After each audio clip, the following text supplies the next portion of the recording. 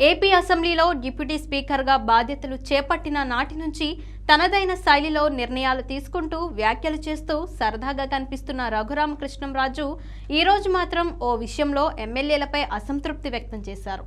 అది ఏకంగా నిబంధనల్ని, గతంలో స్పీకర్లు ఇచ్చిన రూలింగ్స్ను, సభా గౌరవాన్ని పట్టించుకోకుండా వ్యవహరిస్తున్న ఎమ్మెల్యేలపై ఆయన ఫైర్ అయ్యారు.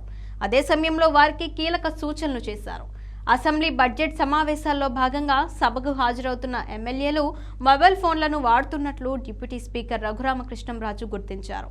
అసెంబ్లీ ప్రాంగణం, లాబీల్లో మాత్రమే కాకుండా ఏకంగా సభలోనే ఫోన్లు మాట్లాడుతూ కనిపించడంపై రఘురామకృష్ణంరాజు అసంతృప్తి వ్యక్తం చేశారు.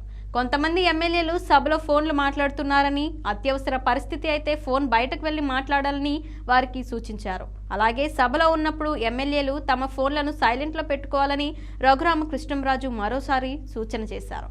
అదే సమయంలో ఎమ్మెల్యేలు హర్ట్ కాకుండా ఇది విజ్ఞప్తి అని, విజ్ఞప్తులు 1-2 సార్లు మాత్రమే ఉంటాయని రఘురామ వారికి తెలిపారు. గౌరవ సభ్యులు మొబైల్ ఫోన్లో మాట్లాడేస్తున్నారు డైరెక్ట్గా. ఇక్కడ మరీ ఎమర్జెన్సీ ఏదన్నా ఉంటే కొంచెం బయటికి వెళ్ళి మాట్లాడుకోమని చెప్పి విజ్ఞప్తి.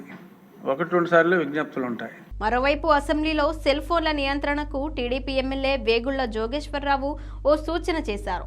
సభలో జామర్లు పెట్టాలని డిప్యూటీ స్పీకర్కు సలహా ఇచ్చారు. దీనిపై రఘురామ స్పందిస్తూ మన బలహీనత జామర్లపైకి నెట్టొద్దంటూ ఆయనకు హితవు పలికారు. ఏమంటే మనం జామ్ చేసుకోగలిగితే క్రమశిక్షణ మనకు ఉండాలండి. అందుకని ఇప్పుడు ఫోన్ సైలెంట్లో పెట్టుకుంటే ఏదైనా ఇంపార్టెంట్ మెసేజ్లు ఉంటే వస్తాయి. అర్జెంట్ మెసేజ్ ఉంటే మీ అవసరం ఉన్నప్పుడు అర్జెంట్ అని పెట్టినప్పుడు మీరు బయటికి వెళ్ళి మాట్లాడుకోవచ్చు.